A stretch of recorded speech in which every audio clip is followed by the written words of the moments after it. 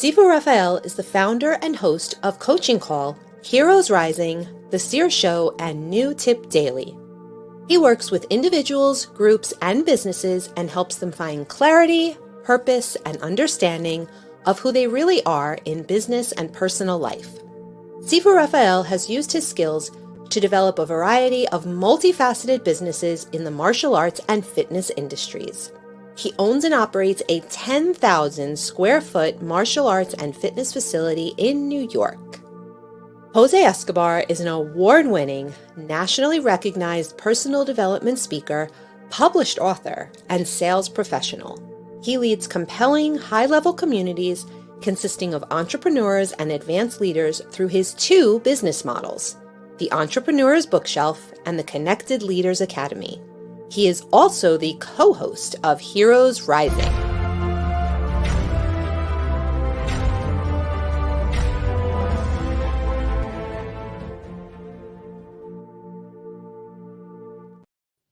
Jose, I got to give you a virtual hug, my friend. It's been forever, right? That it has. I saw some amazing folks like Jason Flame, co-hosting. That guy's brilliant. And then, of course, I missed the episode where we had Scorpion on, which Chris Casamassa. That was phenomenal. So glad to be back.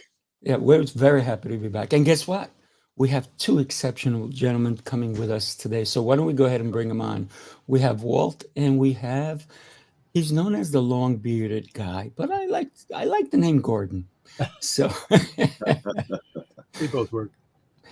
Gentlemen, how are you this Friday? It's a beautiful, beautiful raining Friday. Sunday too is probably going to rain here in New York, but I still consider sunshine above the rain. So it's always a beautiful day. The clouds. There you go. That's it. How's everybody doing today? Excellent. Talk to me. Yeah, very good. Really well. Delighted to be here. I know some people may not know where we all are coming from, so I'll start. I'm coming from Long Island, New York. Jose, go. Good old Silver Spring, Maryland. I'm in Boulder, Colorado. Beautiful. And I'm in Ontario, Canada. Yeah, we're touching all the states here. Thank you, everybody, for joining us. I got to tell you, I'm super excited for today's conversation. One of the things that I've been so fortunate is to get to know some people who just have incredible lives. And sometimes I'm like, man, I wanted to lead that life. But then I go, wait a minute, I'm having an amazing time in my world. So I'm not jealous. I'm just saying, man, you guys are doing great things. Keep it up. So let me introduce you guys to Walt Morgan. He is a professional integral coach who partners with clients from all walks of life to achieve personal, professional development goals that are most important to them, not to him, to them. And that's why he's such a great coach. He served in the U.S. Navy for 23 years. So, Walt, thank you so much. And I thank you for your service. As a helicopter pilot, and retired at the rank of commander.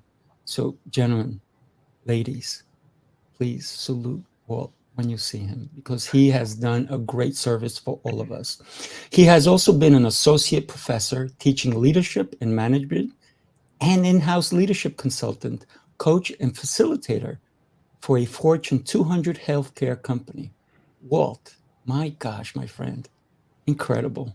I'm sure you have 1,000,001 stories as a helicopter pilot, but we're going to let you take it away with what you want to talk to us about today.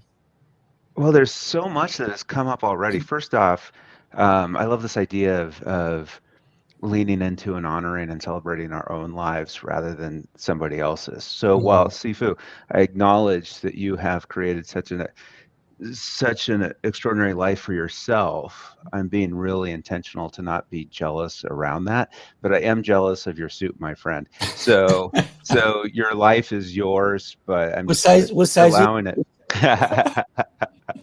Well, I'll chat that to you, and I'll look for the package in the mail. There you go. And I also noticed, and I'll bet Gordon did too, that you inadvertently annexed Canada as a state of the United States. So I think that's official now. Yes. I think Canada is one of us. So No, that's he's one of us. He's always been one of us. He knows it too. yeah. Well, Gordon's one of us for sure. Thank you for such a kind introduction.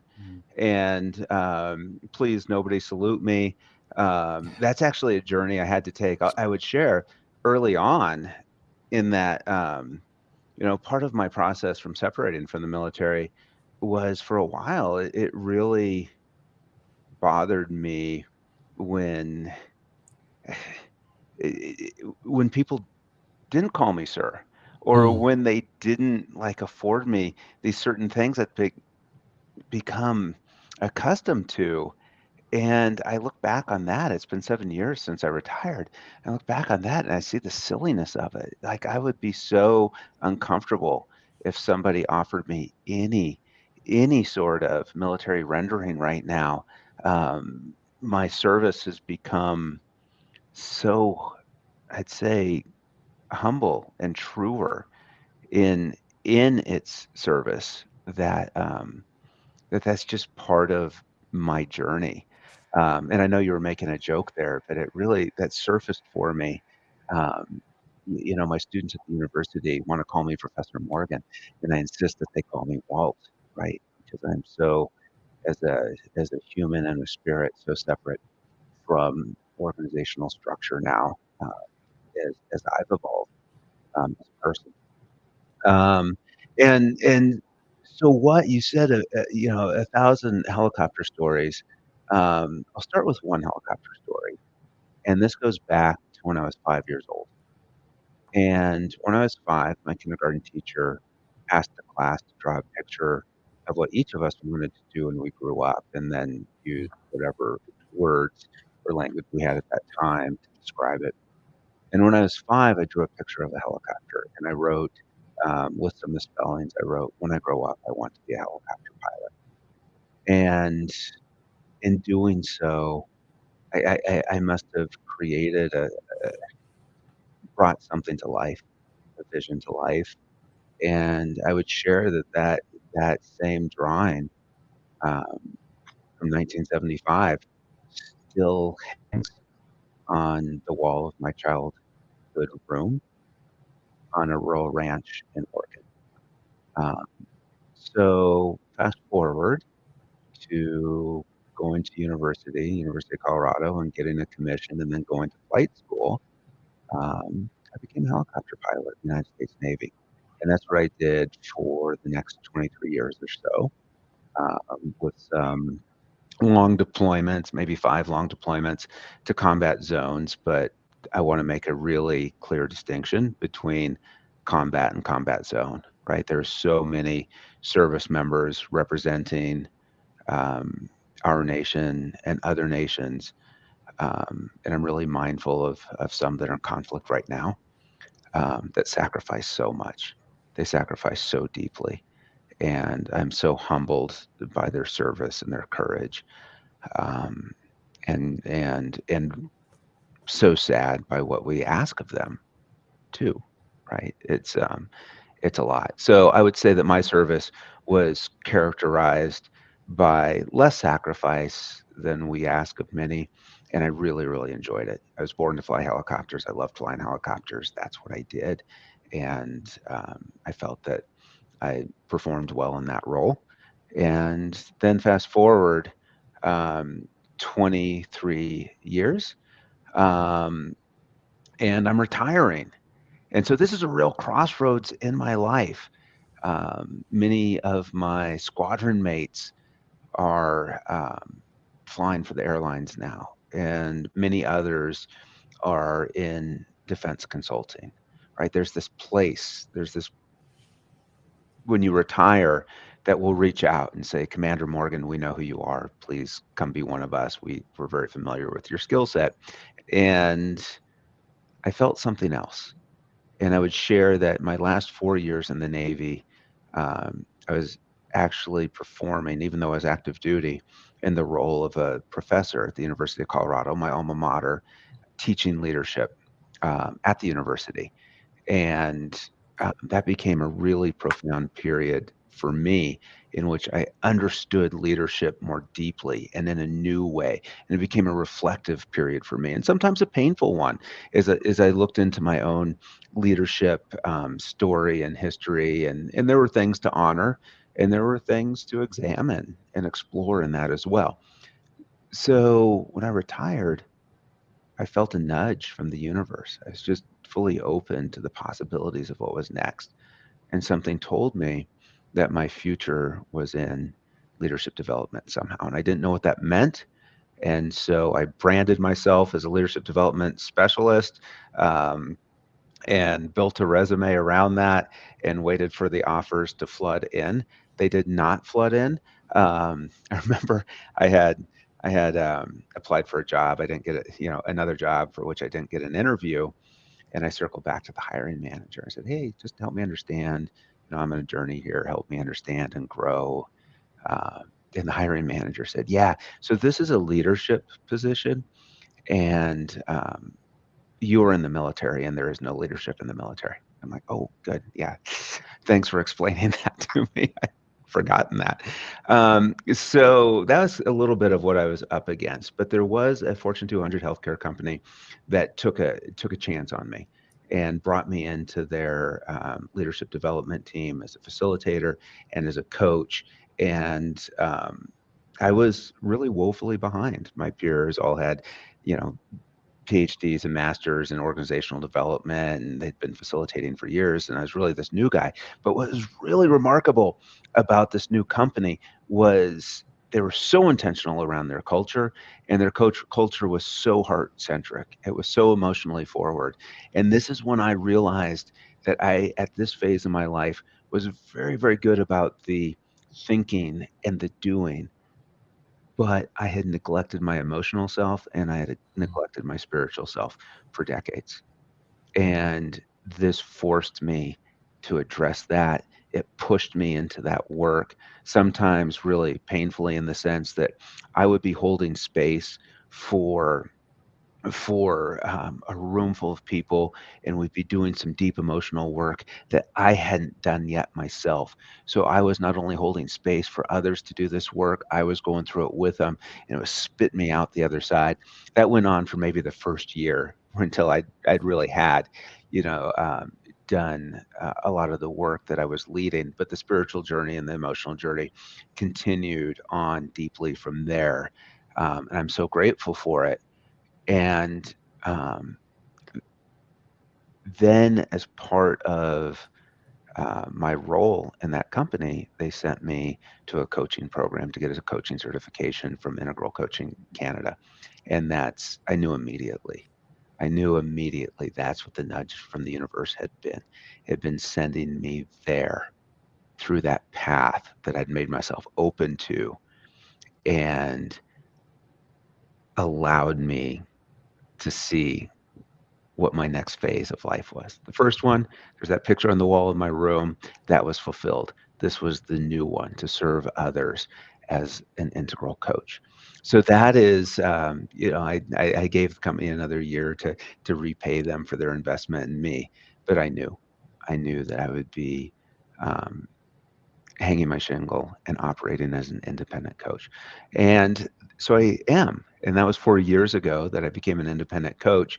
And that is how I serve now. So, uh, talking to Sifu before, I really wanted to frame this conversation around the evolution of my own service, right? And my service as a service member was a service to the military, a service to the defense of our Constitution, yes. And there was a lot more of me in that service than of others. It wasn't a deep service, it was a functional service. Um, and then in my first coaching program, so I hire coaches, right? As a coach, I see the power of coaching in other people's lives every day. That's the joy and the satisfaction that I have in my work. I get to see them grow and create more impact through their lives because of the work that they're doing.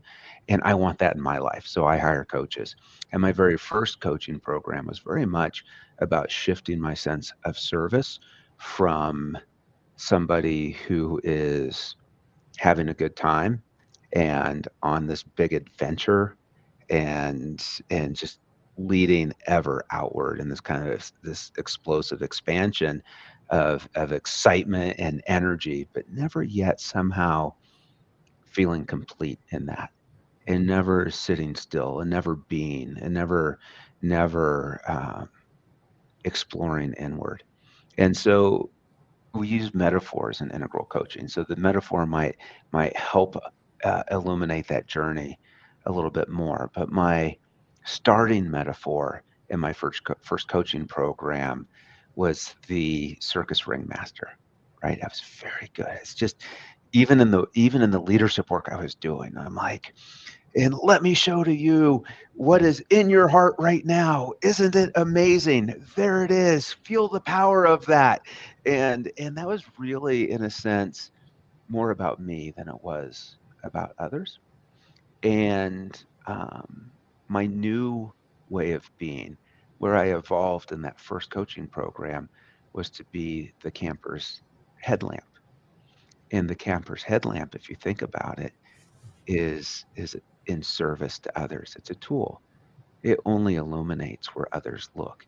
It only finds the path that they're looking for, but it helps them find that path and it helps them take that path. And that was my journey of service. So what that allows me to do now is not only serve those clients that find me. Many of them are executives. Many of them are out-of-pocket clients that are just the seekers and the growers. It allows me to serve them in their journeys, but it allows me to serve beyond that. It allows me to teach at the university and explore leadership with students for a semester at a time, and to join them and serve them in their journey. It allowed me to start a coaching program at the University of Colorado in which professional leadership coaches are matched with university students free of charge to the student, and they join them in their leadership journey. And I only imagine that early investment, what that allows for them and their impact longitudinally over the course of their lives. And that is, I guess, I wondered how I was going to fill the time that I was offered, and now I'm going to ask for another 15 minutes, because it feels like my energy and excitement around this journey of service and coaching and leadership, and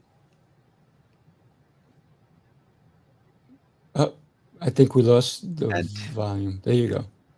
and with that, I will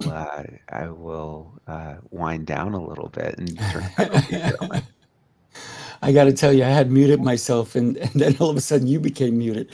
Very interesting, and thank you for that. And everybody wants now to see that picture of the helicopter. You know that, right? I know. You know what? I'm going to, after this, call my mom and ask her to take a photo of it. Amazingly, I don't have that picture. It seems silly. So I'm going to call my mom, have her snap a photo, and then I will send that to you. I can't wait. And then I'll share it. I'll share it with everybody. Thank you. Okay. And don't judge my 5-year-old art skills. I got better by first and second grade, and then it kind of plateaued from there. Great. Thank you. Hi, Jose. I guess I should go to the schedule, shouldn't I? It doesn't hurt. It doesn't hurt. One of the things that we are always so intrigued by is storytelling. So I love it. Jose, you have 1,000 stories yourself. I know Gordon does. I know I do. So I think that I loved hearing your story, Walt. I got to tell you. Thank you. Yeah, that was powerful. Thank you, Walt. That was great. I know everybody in the comments. I don't know if you saw all the comments that were coming in. Everybody's quite intrigued. So thank you for that. Let's move along, and I'm going to introduce our very own Sifu Raphael. All of you know him for the most part, I believe, but Sifu owns a massive facility, a martial arts academy in New York. He's a fitness professional, solutions expert, executive coach, an instructor. His martial arts academy is as big as it is and as successful as it is. He's impacting lives every day at Max Martial Arts and Fitness.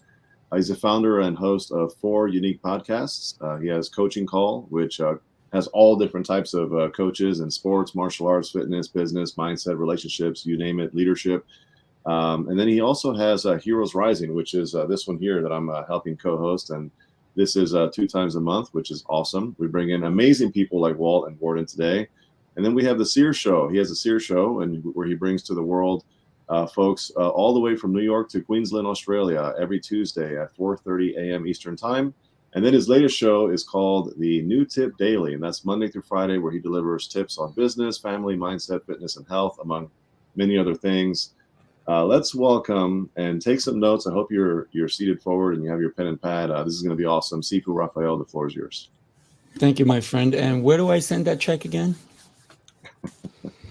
You know, one of the things that, in considering today's conversation, I wanted to talk about mastering the art of communication, because for a lot of people, it's not happening, right?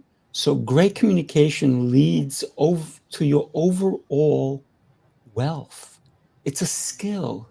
It's a skill that transcends every aspect of your personal life. And here's the good one, your professional life.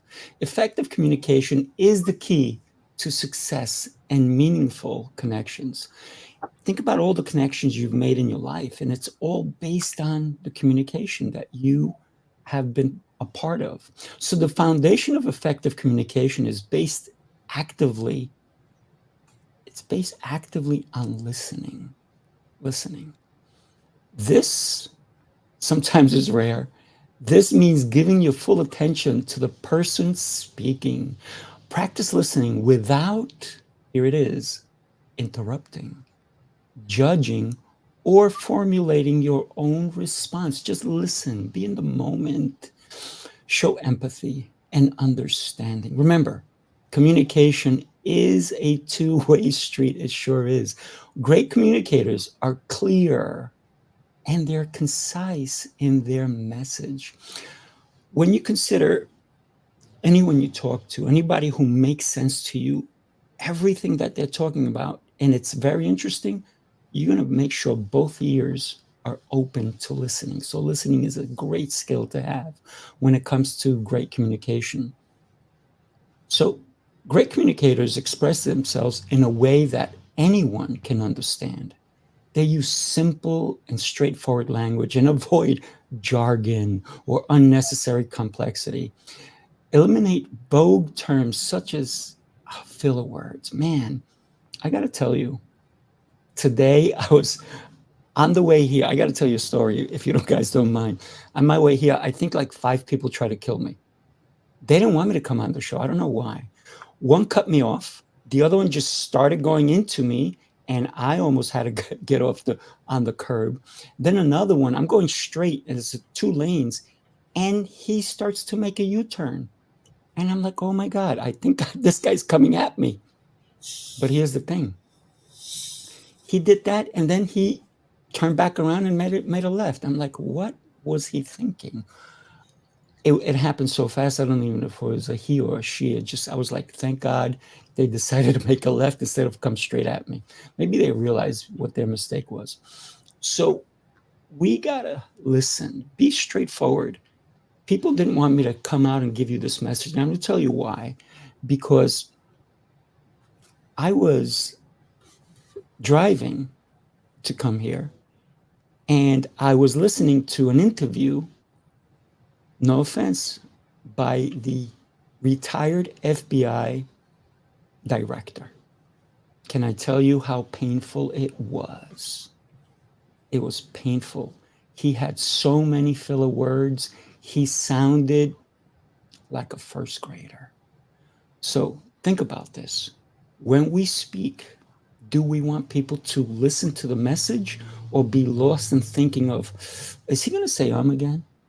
So the other thing I want to talk about is our body language, our facial expressions, and our gestures. They speak volumes. You want to maintain eye contact, use open and welcoming postures. You don't want to cross your arms. There's so much that we can get into, but great communicators are very open. very open, and they like to smile. I like to smile. That shows that I'm friendly. I wanna impact your life in a positive way. So you need to be aware of your nonverbal cues as well, and ensure that they align with your spoken words. You want to tailor your communication to the audience. I was at a conference recently, and there was an older man in the front row, and nobody heard this. He didn't hear the speaker, and the speaker didn't even notice that there was an elder gentleman there, and he was talking in a low, monotone voice. And guess what? He was not paying attention to his audience. So whether you're speaking with a child, a colleague, a client, you need to adjust your tone and style accordingly. You got to see who your audience is, and then also make sure the message is correct. We've all heard that storytelling is also what makes for great speech. Yes, but there's more to that, because stories have the power to captivate, persuade, and inspire. You need to learn to tell stories that connect with your audience on an emotional level.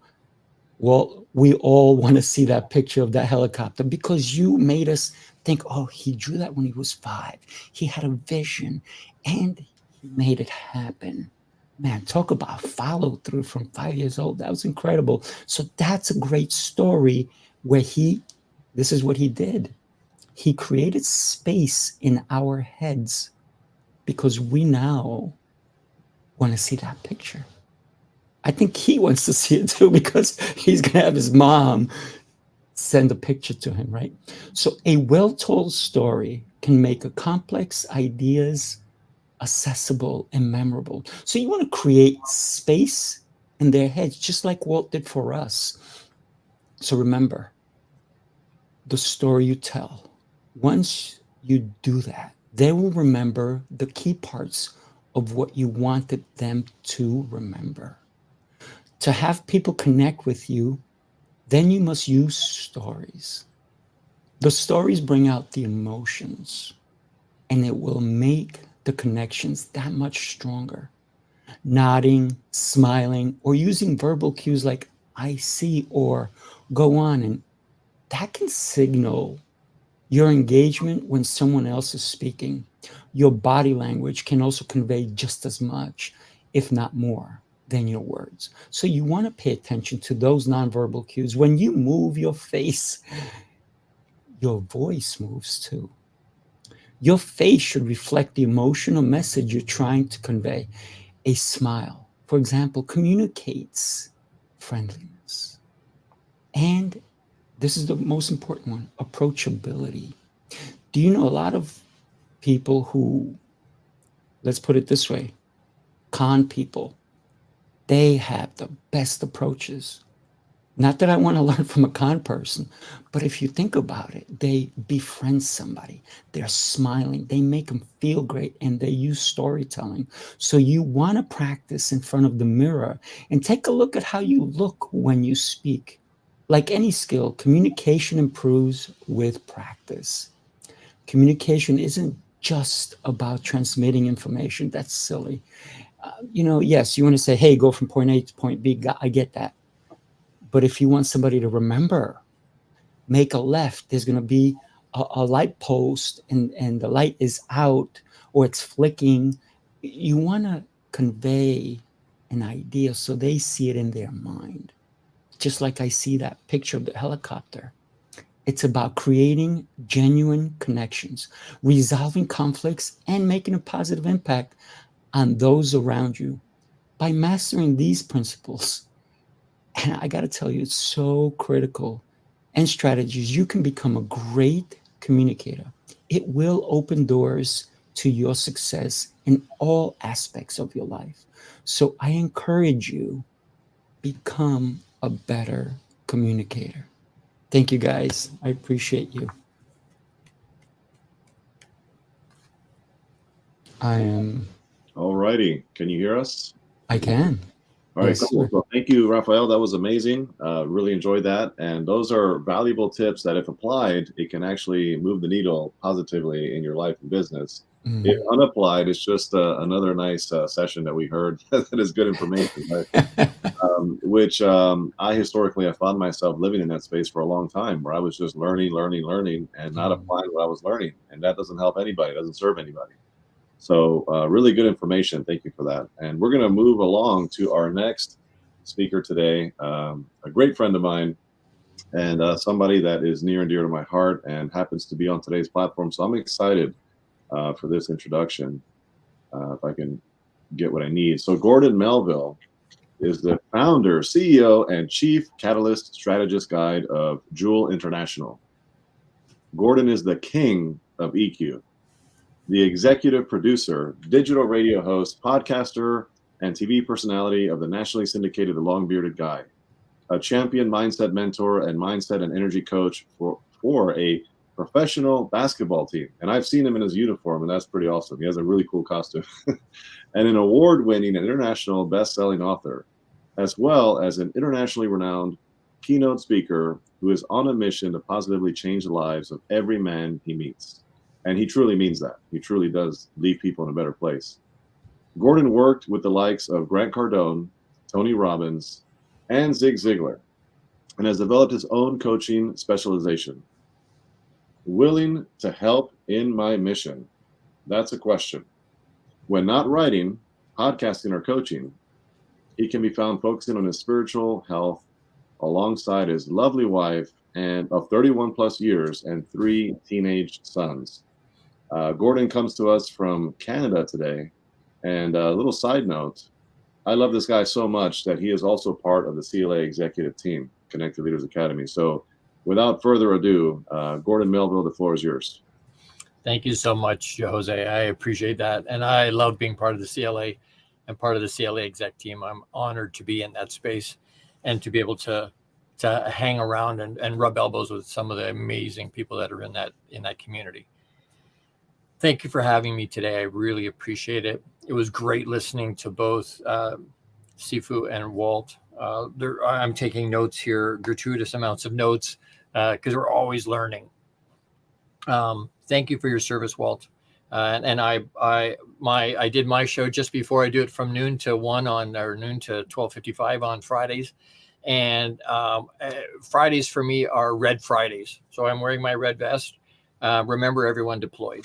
To Walt's point, they're willing to stand on a wall for us. And so massive respect for that.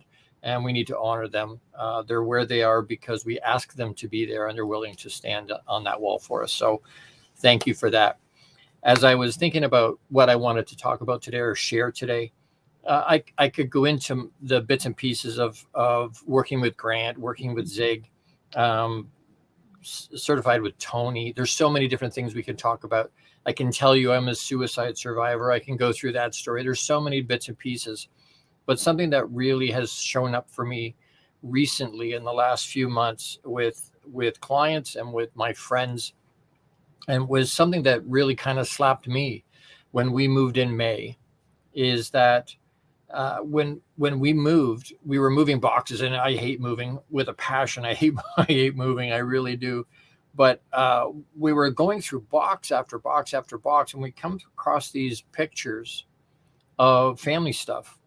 And I was saying to my wife, we're looking at picture after picture, and I'm like, why am I behind the camera in this picture? Like, why am I not in this picture? And that, I mean, when we were first got together, there was no such thing as a selfie stick and cell phones. There was no such thing. So, you had to either take the picture yourself and be out of the picture, or somebody else had to take it for you. But I said to her, why am I not in this picture? And she go, well, in that one, I think you were in California.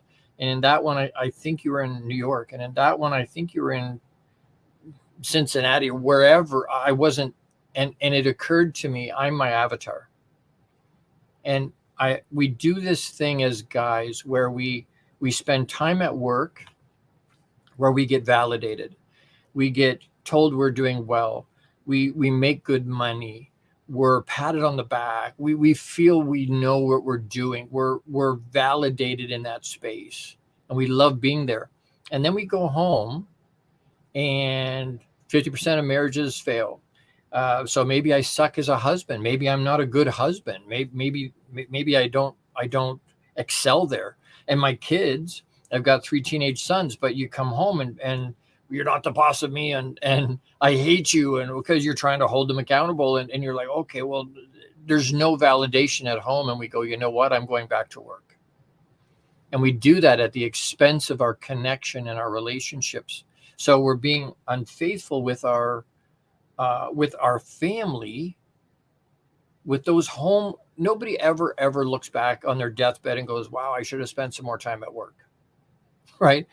We want to spend the time at home. Those are the something that occurred to me just recently. At work, we can be replaced instantly. In a blink of an eye, we can be replaced at work. We can never, ever be replaced at home. There's no way to replace us at home. One of the things I love about Jose is that he's open about, you know what, does he work hard? Yes. Does he play hard? Yes. And he's got 5 kids. He spends a lot of time with his family, but he integrates his family. When he's with his family, it's really hard to get a hold of him. And I respect that, because I think we do a thing where we lament when we're at home, we lament we're not at work. And when we're at work, we lament we're not at home. And so we're not really present in either place. And when you get really, really focused and go, no, I'm going to leave my work baggage outside the door at home. I'm not going to bring it in. And when I'm at work, I'm going to leave my home stuff outside.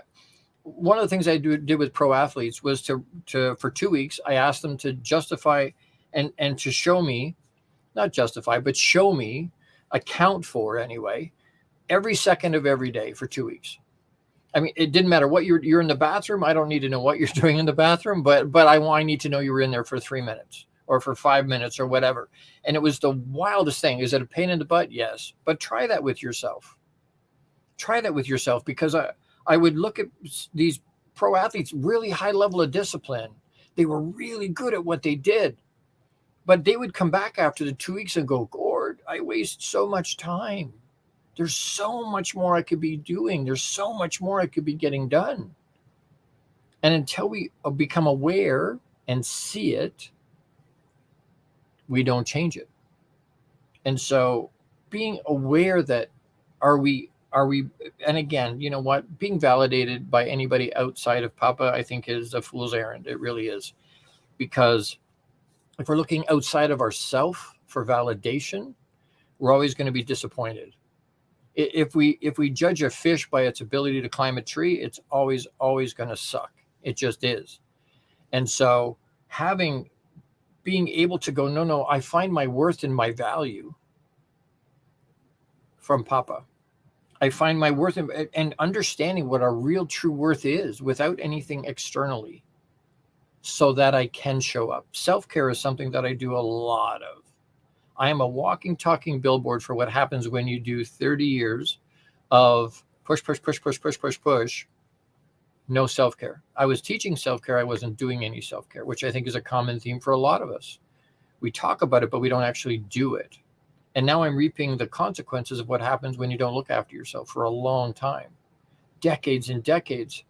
I think it's selfish not to look after yourself first. I was taught it was selfish to look after yourself first. But what they failed to tell me was it's not look after yourself first instead of looking after anybody else. It's look after yourself first so that you can.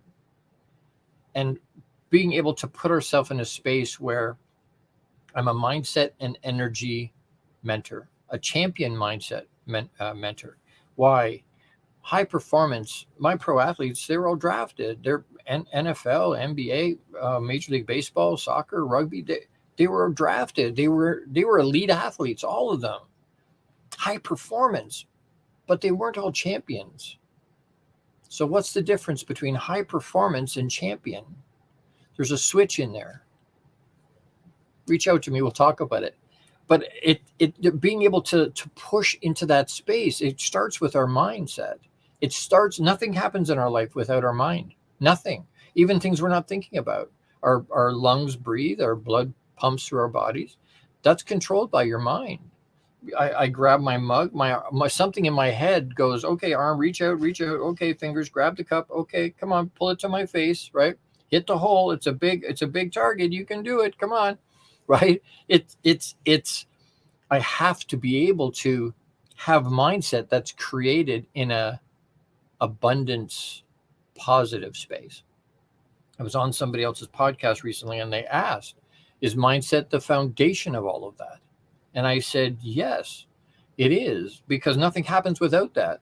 And then something occurred to me, and I must have glitched a little bit. And we're on, and he's like, are you all right? And I'm like, yeah, I'm fine. I'm getting a bit of a download. There's something underneath our mindset. And he said, what is that? And I said, it's our worth and value. It's what we believe our worth and value is. Because if we don't understand really truly what our worth and our value is, if we don't feel lovable, if we don't feel like we're enough, the mindset we create out of that is skewed. And now we're trying to overcome all this other stuff. A lot of times we don't want to be authentically ourselves because we don't believe people are going to love us if they know what all our foibles are and what all we have warts and we're not perfect, and maybe people are not going to love us. And we put our hands on our hips and we have these moments where we go, oh, I'm going to be unabashedly, unapologetically myself. And if they like it, great. If they don't like it, I don't care. And then somebody we love or respect questions it. And what do? We turtle. We put the mask back on. Oh, they're not going to love me if I'm not this character, if I'm not this other person. And so we're not being authentic. We're not really, truly standing in our own empowerment and understanding we have the power to make our lives whatever we want them to be. We have the power to do that. Matter of fact, we're the only living thing that was able to do that. I was on a podcast or on a virtual coffee, actually in the CLA, with a lady that got a brand new lab, a golden lab. It was a pup. It was gorgeous. It was cuteness overload. It really was. But she was patting this thing through our call. And I said to her, if you take that puppy, that golden lab puppy, to a dog park and it sees a full-grown German Shepherd and goes, oh, look, it's a German Shepherd. Beautiful. Look, when I grow up, I'm going to be a German Shepherd. Does it have that latitude? And she was laughing and she goes, no, it doesn't. It's going to be a full-grown lab, golden lab. I'm like, perfect. It can't change what it is what it is. It can't change that. If I plant an acorn, it's not going to be a willow tree. It's going to be an oak tree. Papa gifted us as humans. We're the only living thing that was gifted the ability to reinvent ourselves every moment of every day if we want to. And what do we do with that power? Most people abdicate that power. Most people go, it is what it is. I can't change it. And so, which is absolutely wrong. I stopped saying to people a long time ago, have a nice day. I don't say that to them anymore.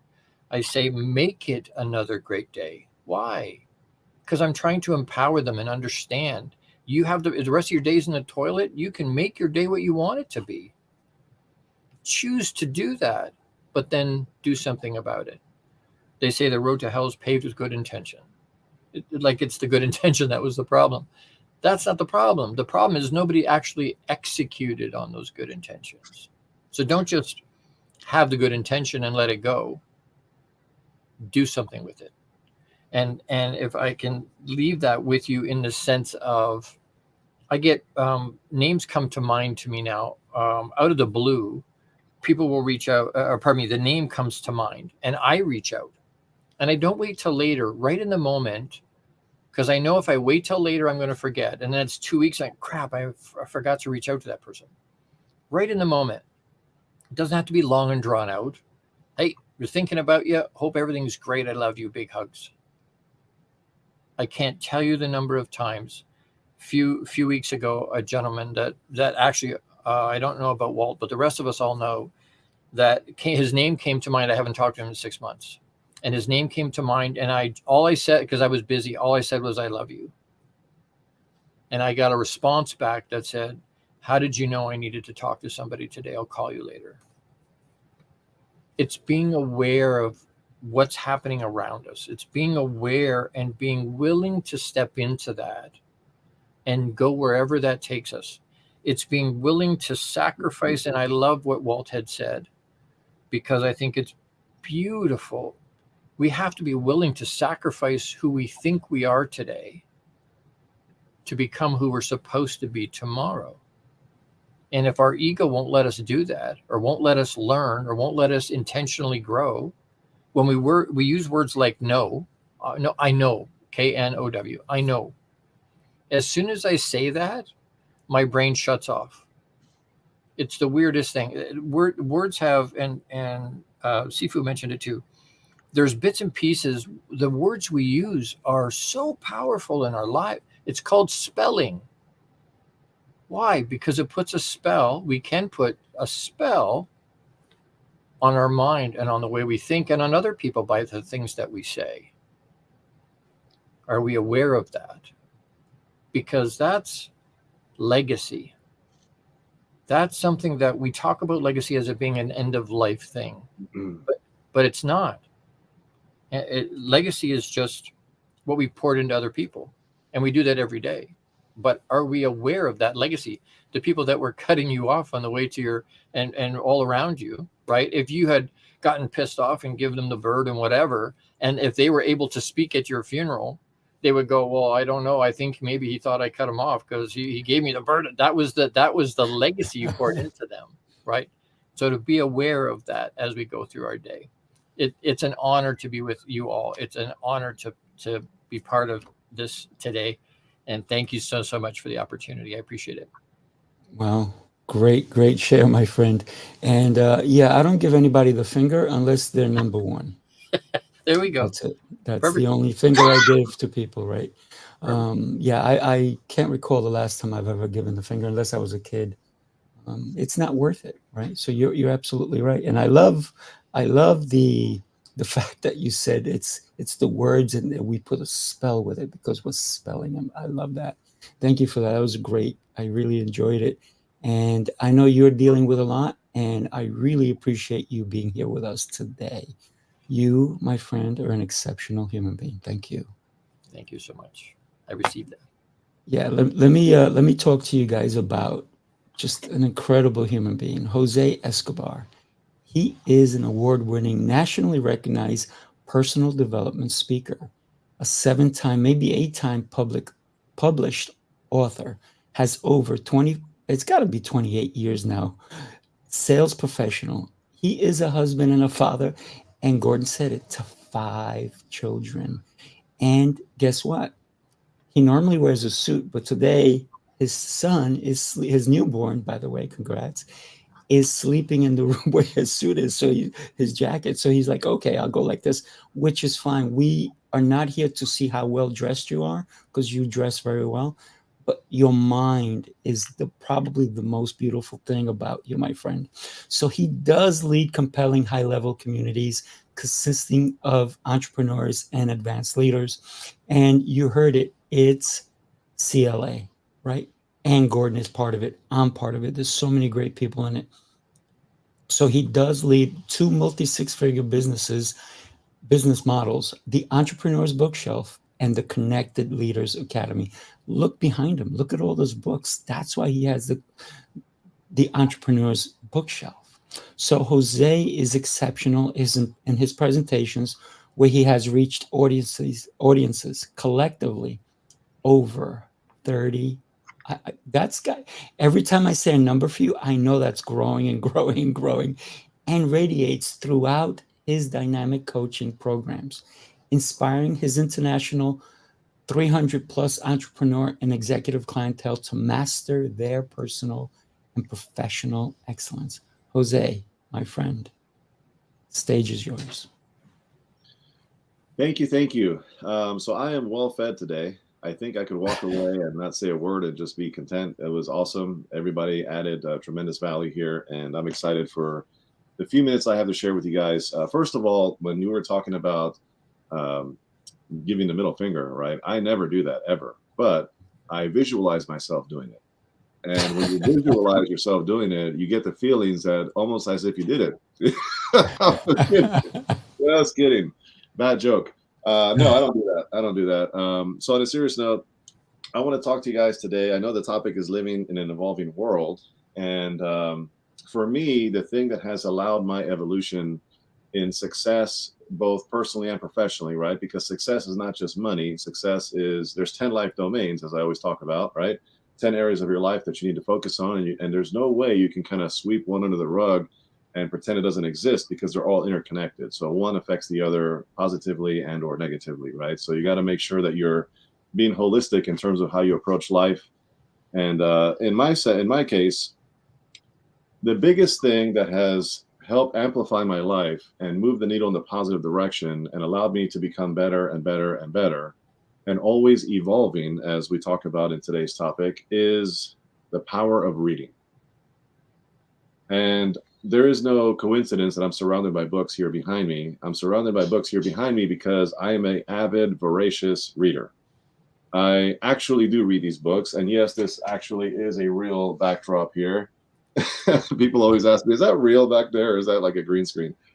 So there's like three sets of individuals, right? There's the ones who use a green screen and it's actually not real and they don't own books. And there's people who have the books and they have a bunch of books but never read it.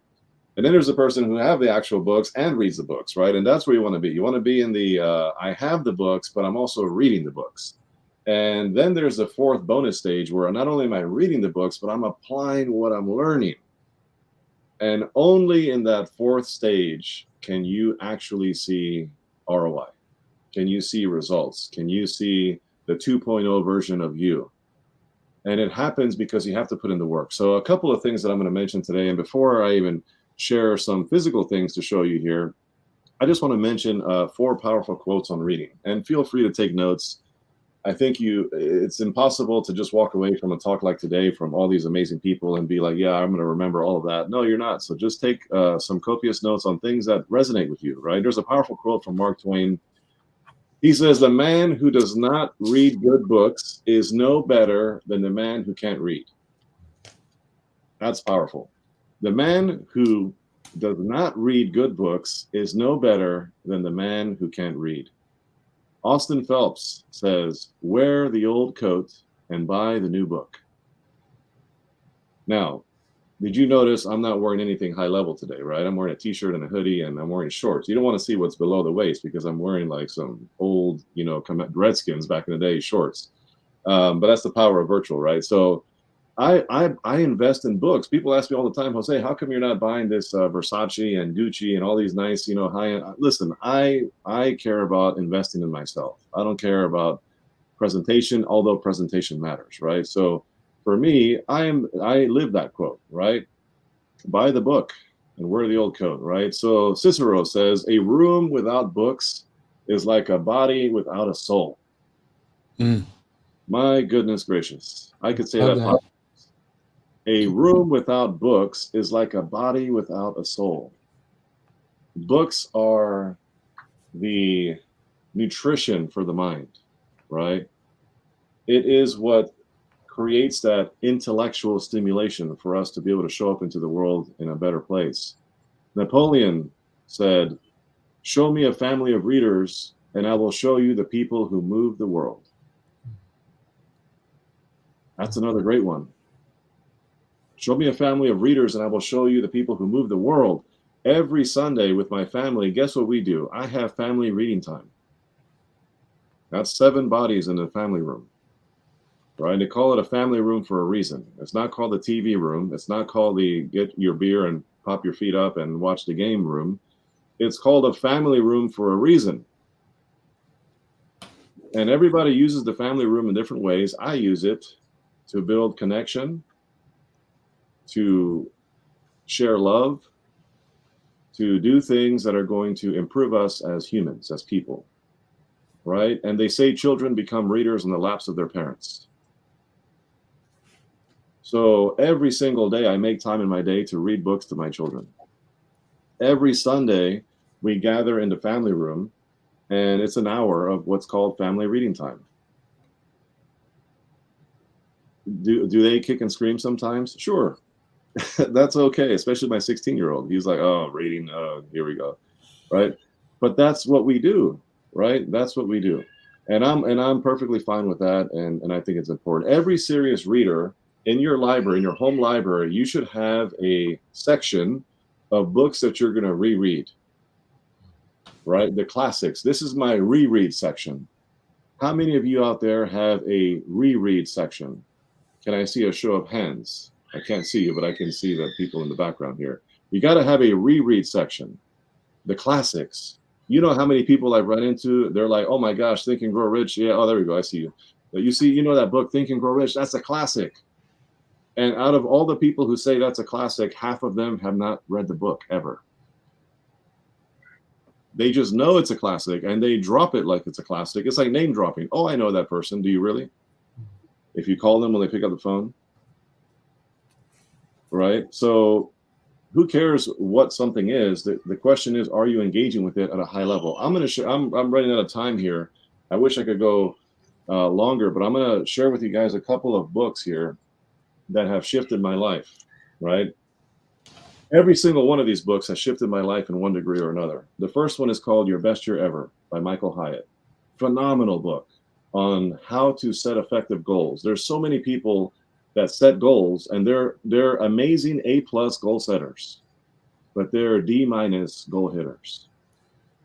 And there's a gap between setting the goal and hitting the goal. And there's a framework of how you set the goals, right? And that's taught in here, the SMARTER, ER framework. It's a next level of SMART framework, a SMARTER framework. He talks about that. He talks about the 10 life domains. This book has literally shifted my life in 2019. Amazing book. Another one here is Show Your Work by Austin Kleon. The power of transparency and how you show up in the world. There's a difference between a painting and a painting. There's the painting on the wall, that's a finished product, the noun, and then there's painting, the verb, the actual process of painting. Most people on social media want to see the verb painting. They want to see the behind the scenes of you painting, the colors you're picking, the mistakes you made, all the stuff that you're doing versus the finished product. Because anybody can ooh and ah on the finished product, but everybody wants to learn from the process.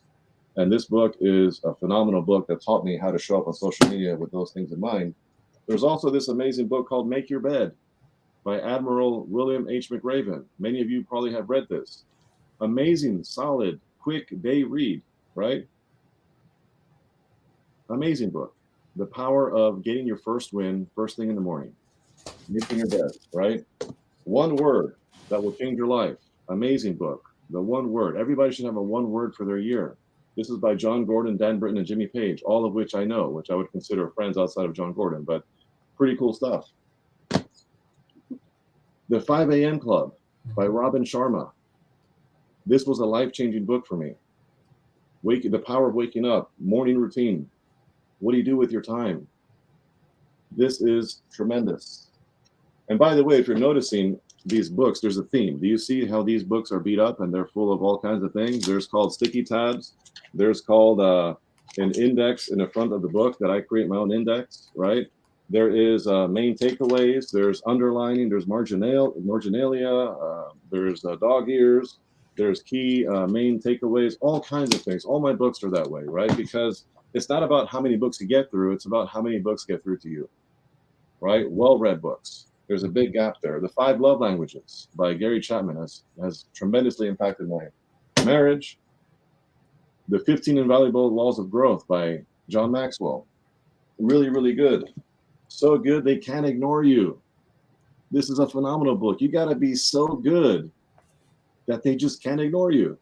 I mean, the title says it all. This is by Cal Newport. Cal Newport has Deep Work. That's another phenomenal book. Deep Work by Cal Newport. Digital Minimalism by Cal Newport. That guy's phenomenal. Anything Cal Newport is great. Extreme Ownership, right? I learned about the importance of it's your fault. At the end of the day, you are the one. If it's your company, if it's you, it doesn't matter who you put in charge of whatever. It all falls back on you as the leader, right? Extreme Ownership by Jocko Willink. I'm closing up here. Pat Williams, Character Carved in Stone. What a phenomenal book, Character Carved in Stone. This taught me so many great principles on manhood, on what it is to be a person of character and integrity and how to show up in the world. The Art of People by Dave Kirpin. And you can go on LinkedIn and he will actually meet with you. I booked a call with this guy. He's very easy and very accessible. He'll coach you. He'll sit down and talk to you and do a coaching session with you for free. The Art of People, 11 simple skills that will get you everything you want. And I learned the power of wearing gold shoes. People ask me, why do you wear gold shoes? I have some really nice, expensive gold shoes with spikes on it. And I wear those to all the speaking engagements I go to. And people, it always causes attention. Where did I learn that? In a book, right? This book. And as I close, I have 3 more for you. Spark by Dr. John Rady. Amazing book on the neuroscience and all these things on the mind-body connection, how it's interconnected, and why we should be working out and stimulating our mind intellectually and learning new things and doing different things and whatever. It's such a great book here. High Performance Habits, another great book by Brendan Burchard. I think that speaks for itself. Limitless by Jim Quick, excuse me. And I can keep going and going and going. Remember, and for those of you who don't know, now you know, how in the world did Jose develop a 7-figure business in 15 months organically? How did I do it? The power of reading. That is the lowest hanging fruit that is accessible to all of us, to where you download years of experience into just a few minutes, and then you can apply that to your life. And when you apply it, life changes, business changes.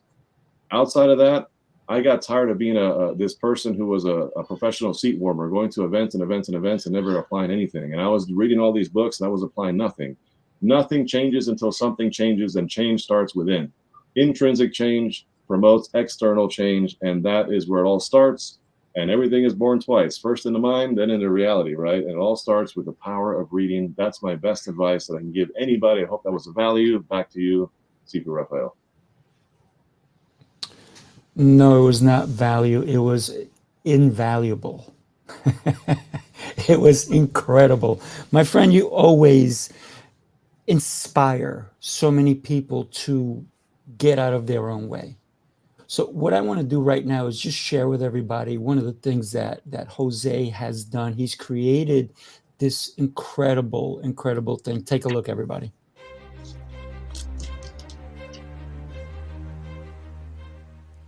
Hi, my name is Jose Escobar, and I'm the founder and CEO of the Connected Leaders Academy. We're a growing tribe, a community of entrepreneurs all over the world, globally, all across the country, high performers, titans of industry. If you're an entrepreneur and you're looking to grow personally and professionally, scale your influence, develop your skill sets, move the needle in your business, more clients, more money, more profit, the bottom line, and of course, grow your circle and your network like never before, this is where you want to be. Join the Connected Leaders Academy today.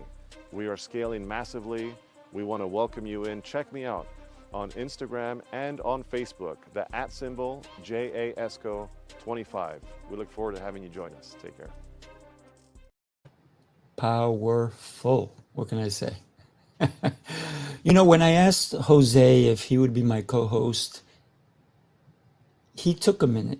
He wanted to make sure that this was going to be worth his while. Jose, how's it going with this endeavor that you've taken on with me? Wonderful. Every time I'm here, I learn, right? I'm a white belt forever. Likewise. This business journey, right? We never outgrow a white belt when it comes to business and it comes to networking and growth. So I always show up as a sponge. I walk away equipped. There's been a number of guests that we've had here that are now in the Connected Leaders Academy. And I'm just always building relationships no matter what the outcome. And I just love being a part of this. So you created something very special, and honored to be your co-host. Oh, I'm super honored to have you. And anybody who is listening, go ahead and join his incredible group. We are looking forward to seeing you again very soon. Make sure you like, share, and follow. Do us a favor. Share the show with other people because they need to hear today's message. Thank you, everybody. Gordon, Walt, you guys are just incredible. Everybody, have yourself an amazing rest of your Friday. And remember, as Jose's, he's got a different coach than I do, but our coaches said the same thing. Don't make it a weekend. Make it a strong end. See you guys. Take care. Bye-bye.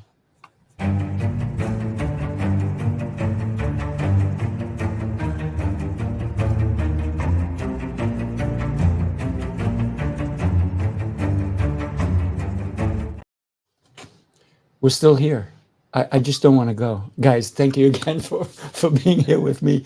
Have yourself an exceptional day. Gordon, feel better, my friend. And Thank you. Walt, I think we're all going to have to get together, right? Real soon. We all know that, right? Okay. That sounds You great. guys, I enjoy. sent, Sifu, I sent you a text. My mom got back to me with she Oh, took a nice. photo of the picture. So Well, you when can you come check on that out. one of my other shows, we're going to have to show it up on the screen for real. Yeah. Awesome. So thank you for allowing me to learn with all of you. This has been wonderful today. Oh, yeah. Thank you. Amazing. All right, guys.